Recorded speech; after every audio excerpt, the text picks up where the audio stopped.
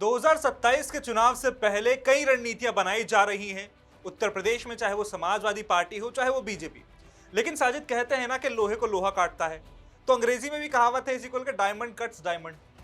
अब ये चीज कही जा रही है समाजवादी पार्टी को लेकर। कहा जा रहा है कि समाजवादी पार्टी भी अब हिंदुत्व वाली पिच पर उतरकर बैटिंग करने की कोशिश में है और बीजेपी के मैदान पे ही उसे हराने की कोशिश कर रही है। अब ये भी क्यों है वो भी समझेंगे।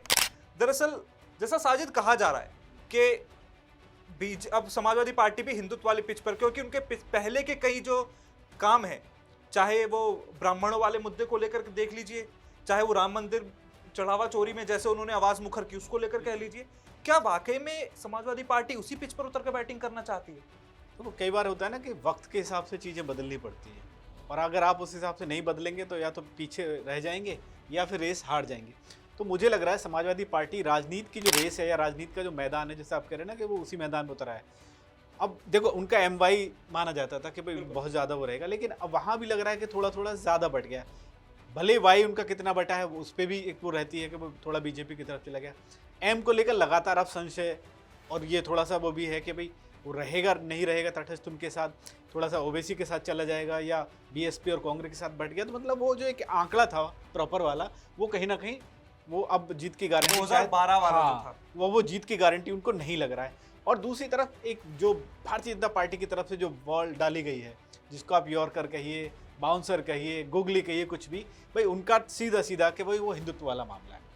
अब कहीं ना कहीं वही वाली बात आ गई ना कि लोहा लोहे को तभी तो काटेगा ना, कि जब हिंदुत्व का मुद्दा उधर से आए, चाहे वो हार्ड का है आपका सॉफ्ट का है, तो थोड़ा सा टकराव रहेगा और वहाँ थोड़ी सी कसमकस ये हो जाएगी या जद्दोजहद कह लीजिए कि भाई जो थोड़ी देर डटा रहा, कम से कम वहाँ जीत की एक गारंटी बन सकती है मृत्युंजय। तो समाजवादी पार्टी को अब ये लगने लगा कि सिर्फ एक तो वो ठप्पा हटना चाहिए किसी भी तरह से, यादव मुस्लिम वाला, और दूसरा ये कि भाई 2-3 मुद्दों पर जो वो मुखर हुए जैसा आप कह रहे हैं, उसके जरिए और उसके बाद कहीं ना कहीं यही संदेश देने की कोशिश है कि हम अब उसी रास्ते पर, उसी मैदान में।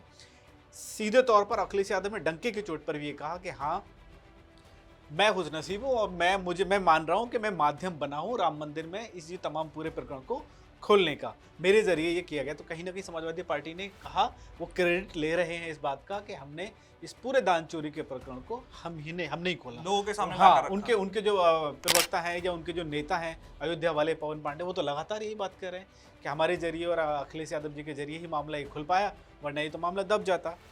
एक और प्रकरण जिसकी ओर हम लोग थोड़ा सा ध्यान लोगों का वो करें कि क्यों और हम क्यों कह रहे हैं और ये स्टोरी हम क्यों कर रहे हैं। एक आपने देखा ना, लगातार पिछले दिनों से कई बार ब्राह्मणों को लेकर लगातार वो कहीं ना कहीं कंट्रोवर्सी रही, और उस पर फिर कई लोग भी आए। मायावती तो अच्छी खासी मुखर रही, और भारतीय जनता पार्टी में कहीं ना कहीं एक नाराजगी दिखाई दी उस मामले को लेकर। हालांकि ब्रजेश पाठक के जरिए उसको थोड़ा सा कोशिश की गई उस पूरे मामले को निपटारे की और निपटान करने की, या खुद CM योगी आदित्यनाथ भी एक्शन में है कई प्रकरण को लेकर। अब अखिलेश यादव ने पूरा वो एकदम कह दिया कि भाई हाँ, शंकराचार्य वाला विवाद हो गया, और ये ब्राह्मण वाला कि हम तो उन्हीं के आशीर्वाद से जीतेंगे और उन्हीं के कहे के हिसाब से हम सारी चीजें करेंगे। बाल कटवाने तक लेकर बिल्कुल। इसका मामला ये है कि समाजवादी पार्टी ने कह दिया कि भाई जिस तरह से एक हिंदू धर्म में या जो जिस तरह की पूरी एक प्रक्रिया होती है दिन के काम करने की, तमाम कोई भी शुभ काम करने की, हम उसी तरह से करेंगे। दूसरा ये हो गया। अब लगातार एक के बाद एक जो आप चीज़ें देख रहे हैं, उसमें कहीं ना कहीं वही झलक दिख रही है कि आपका भले ही हार्ड वाला हो, हमारा सॉफ्ट रहेगा, लेकिन हमारी लाइन, वो जो मंदिर निर्माण वो जो करवा रहे हैं, वो भी एक बड़ा मैसेज देने की कोशिश। केदारेश्वर में जो केदारनाथ की प्रति पर बिल्कुल वैसा ही मंदिर बनवाया जा रहा है समाजवादी पार्टी अखिलेश यादव की तरफ से, वो भी एक बड़ा मैसेज देने की कोशिश है 2027 से पहले। बहुत बड़ी बात है, क्योंकि देखिए अभी बीच में क्या हुआ ना, एक दिन जब ये सारी चीज़ें चल रही हैं राम मंदिर वाली, तो एक दिन CM योगी आदित्यनाथ ने एक बड़ा मुद्दा उछाल दिया। राम मंदिर का प्रकरण चल रहा है, अखिलेश यादव जब ये क्रेडिट ले रहे हैं या वो जैसे ही वो वार करते हैं सरकार पर, तो CM योगी आदित्यनाथ की तरफ से एक बहुत सटीक निशाना होता है कि भाई आप तो राम मंदिर पे राम भक्तों पर गोली चलवाने वाले लोग थे, राम मंदिर का अयोध्या का काम पूरा हो गया, आप में हिम्मत है, आपको चैलेंज दे रहे हैं, आप जो है कृष्ण जन्मभूमि वाला काम शुरू कर दीजिए, मुक्ति का, मथुरा वाला। अब जब ये मुद्दा निकल आया तो भाई समाजवादी पार्टी को कुछ ना कुछ तो काट करनी थी ना।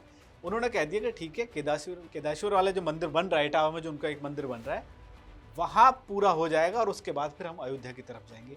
कहीं ना कहीं ये पूरा उन्होंने कह दिया कि ये दोनों चीज़ें जुड़ी हुई हैं और हम मना नहीं कर रहे हैं। एक और चीज़, इसी के काट में एक बड़ा निशाना साधा गया। सबसे पहले हालांकि केजरीवाल ने निशाना साधा था अमित शाह को लेके कि साहब गृह मंत्री आज तक जो है वहाँ नहीं पहुँचे, अयोध्या नहीं गए, वो राम मंदिर दर्शन करने क्यों नहीं गए। इसी बीच नितिन नवीन आते हैं और नितिन नवीन जब आ गए, सारी चीज़ें हो गई, बैठक हो गई, मीटिंग हो गई और वो चले भी गए।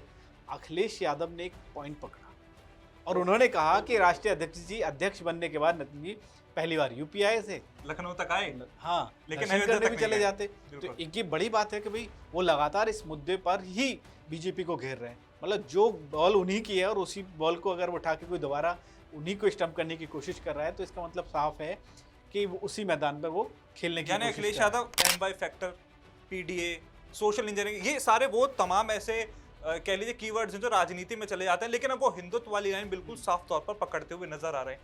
अगर साजिद वो इस लाइन पर आगे बढ़ते हैं तो आप सारे समीकरणों को उठा कर देख लीजिए, चाहे हम 15% ब्राह्मणों की बात कर लें या फिर ओबीसी की बात कर लें, गैर ओबीसी की बात कर लें या बाकी जातियों की बात कर लें, अगर जातियों में जो वोट परसेंटेज है उससे अलग अलग बात कर लें, तो फिर इसका नुकसान तो बहुत बड़ा हो सकता है बीजेपी की तरफ, अगर ये मुद्दा अगर अखिलेश यादव भुनाने में कामयाब हो जाते हैं। देखो बिल्कुल, क्योंकि अखिलेश यादव ने रणनीति क्यों बदली है?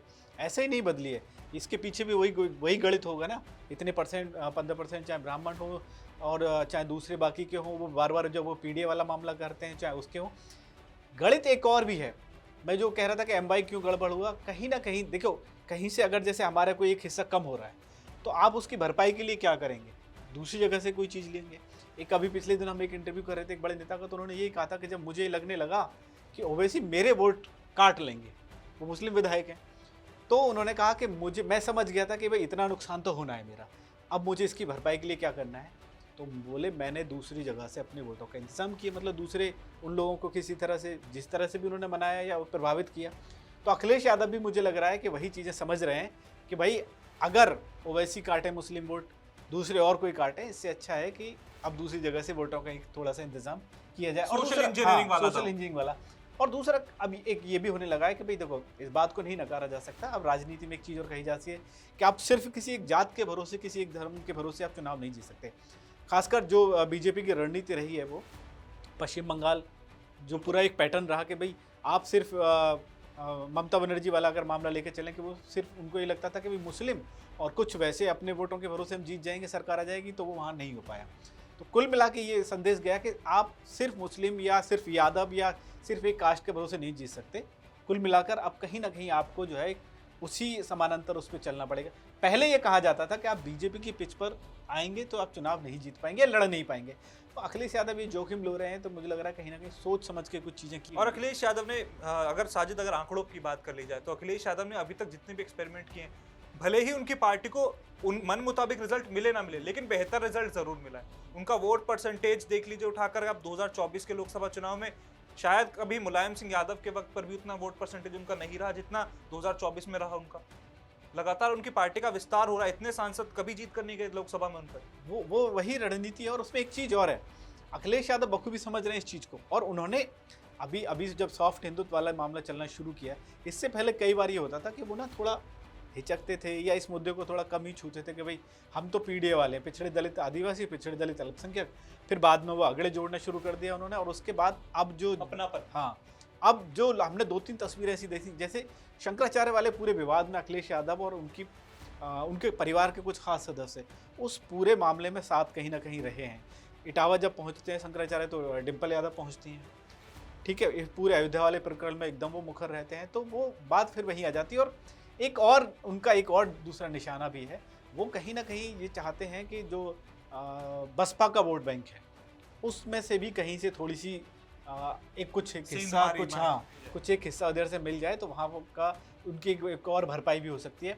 और उसको लेकर उन्होंने, चाहे वो काशीराम जी का जन्मदिन हो, चाहे वो अम्बेडकर उनका परिनिर्वाण दिवस हो, या फिर जो है वो अम्बेडकर वाहिनी बनाने वाला एक मामला हो, और तमाम दलित नेताओं को आगे लाके जो है एक संदेश देने की कोशिश की गई। और उसका एक असर ये दिखाई दिया कि मायावती ने मुखरता के साथ कहा कि ये सब जो है अखिलेश यादव दिखावा कर रहे हैं। तो कहीं ना कहीं, और उसके बाद अखिलेश यादव का ब्राह्मण नेताओं को एक साथ बुलाना, वो भी एक बड़ा दाव माना जा रहा है। उसके बाद अखिलेश यादव ने जब ये सब चीजें की तो भाई ब्रजेश पाठक ने बटुक बुलाए अपने, डिप्टी सीएम ब्रजेश पाठक को बैठक बुला के ब्राह्मण तमाम सारी चीज़ें करनी पड़ी कि कहीं ना कहीं इस मुद्दे की काट खोजी जाए।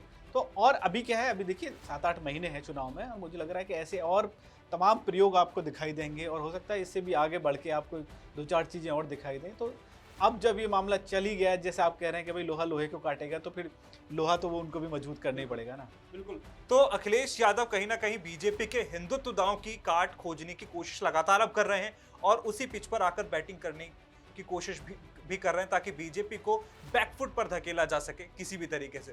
हालांकि चुनाव में इसका क्या नतीजा होगा ये तो वक्त ही बताएगा।